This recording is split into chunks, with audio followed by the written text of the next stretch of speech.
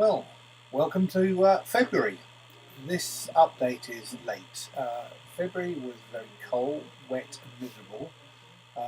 Heavy colds, family illness, it all went a bit wrong. In consequence, we didn't really take the proper cameras with us, so most of this is done on a phone. Apologies for that. However, we've got a lot of metal work done in the mornings, and then the afternoons we sort of like bibbed and bobbed. A lot of painting was done because, of course, late January, early February, a lot of steel was put into the bus. We virtually rebuilt the entire rear in miserable conditions, and of course, as soon as you put anything in, it had to be primed and painted. Anyway, on with the video.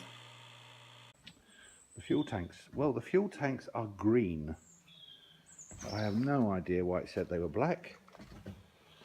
That black paint is green. Unmistakably, no question. Oddest thing going.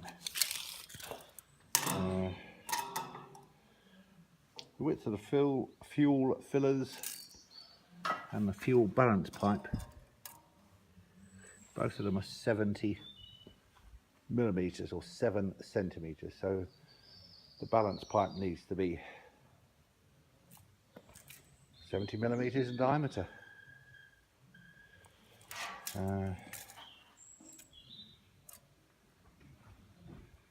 Something like 50 millimeters sticks out from each tank.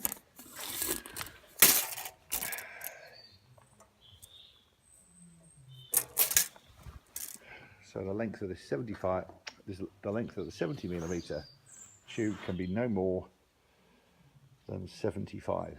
In fact, at 75, we'll probably have to cut it down a bit. That tube will need to be flattened down for the majority of its length and just its ends being at 70 millimeters in diameter. I really can't think of anything else I need to do. And quite honestly, I don't think there are anything else that I can do.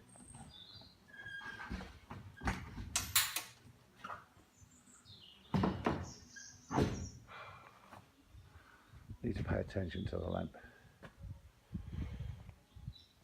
Right. The three lights, the internal measurement is about 115. So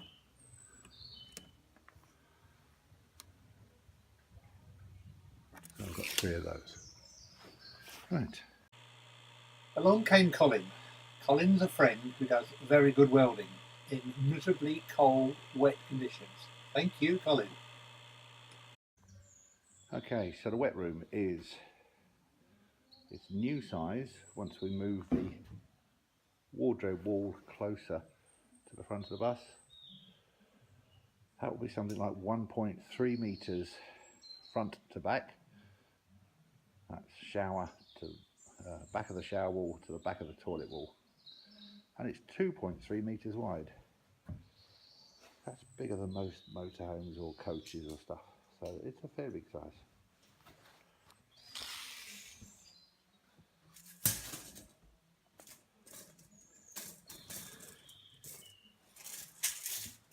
Okay, bed frame. Bed frame is 70 centimeters wide. That's from the inside edge of the outside frame.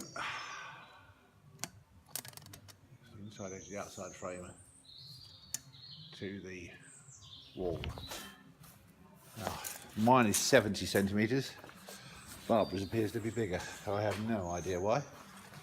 I didn't measure it properly when I put it up. No, make that 75. They're both 75. We already have our bed frames. These are powered and offer all sorts of reclining options. We're going to be fitting these on top of a flat bed base. That's why I'm recording this. I haven't got a clue at the moment. I am thick with fog. Thick with fug. Cold. Cough. Miserable. Not working today. It's 70 inches long. The bed frame itself is 70 inches long, which is 178 1.8 metres. So we certainly need to come longer. We could probably happily, easily do another 40 centimetres beyond the top of the bed frame into the end cap, which will need rebuilding, of course. Right.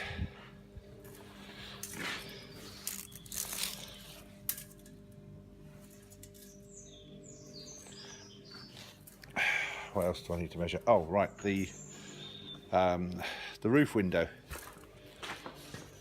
There's a flattish area that we could probably pick up fairly easily without worrying too much. Now that's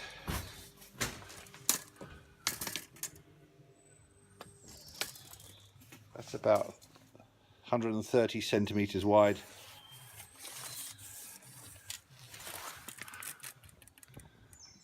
An absolute maximum of 60. Probably better at 50.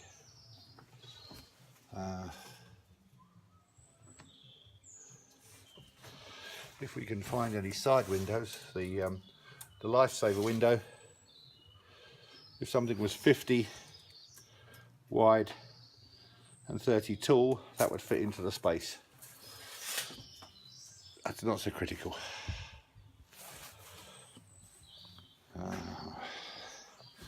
I could go back to the book and see what else I forgot to do. I have no idea. Shit. Right.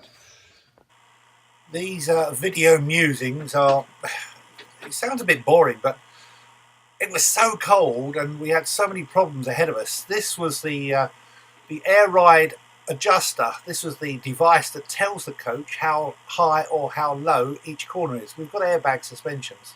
This was rusted solid and held in place with a cable tie. So we bought new. We didn't get around to fixing it, and that got fixed later on. Anyway, here we go. So exactly why have you bought a brand new coat and then come up here and start painting in it? Well, my old coat is going to have a ritual burning because, to be honest, it is beyond anywhere. It is filthy, it is covered in gaffer tape because the feathers keep coming out. Right. So I decided to get a new one. Very nice. Give us a twirl.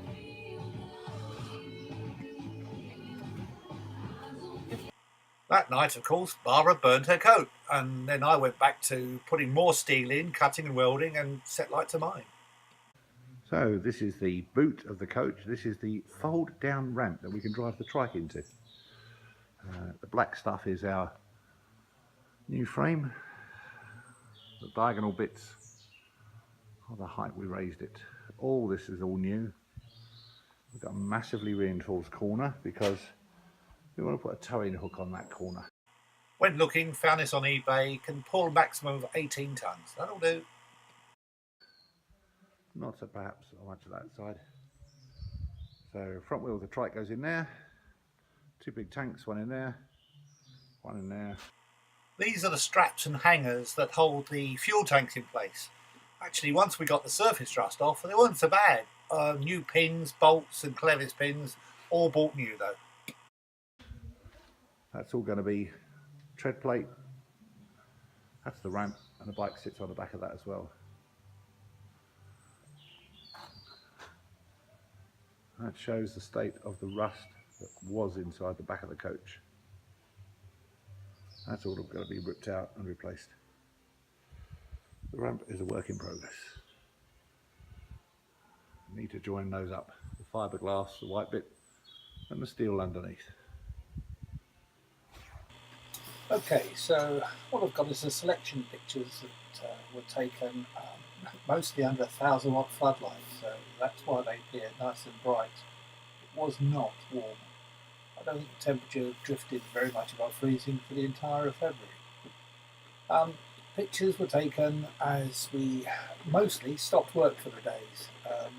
The steel work was put in, all the cross bracing and all the additional reinforcing, mostly by myself. My welding was getting better and better. This is the towing bar, so if we need to be extracted, this is the thing that we'll hook up to. We're not intended to tow anything. Barbara dutifully painted everything 2, 3, 4, sometimes 5 times. We wanted to make sure that the rust which had been so prevalent under the donor coach did not come back. We do not want to have to get underneath and do this bit again. So in consequence, everything at the back of the bus has been heavily painted. There's a lot of steelwork at the back of that bus.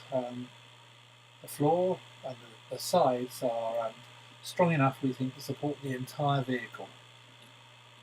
We looked at the original Volvo instructions for bodybuilders, and we think we've done more than an adequate job. We've probably gone over the top. This section will be waiting a bit later on. There is a recovery winch going to be built into this area. It's between the rear wheels, underneath the main chassis, and that's how we'll attach it. And we're waiting for warmer weather to crawl underneath the bus and work in this area. So that's work in progress. We didn't get around to it in 2017. The stairs quite steep. It's about 5 foot to our working level. This is Gareth stood through our working level. It's always nice when friends turn up. It brings a bit more life into the bus. And then of course something else arrived. This is the trike. It went away as a solo bike in December, and it came back triked. I can no longer ride a solo bike. I've lost a sense of balance. I will fall over. So in consequence, we had to make a bigger space at the back for a much larger vehicle. Anyway, that was February. Thank you all.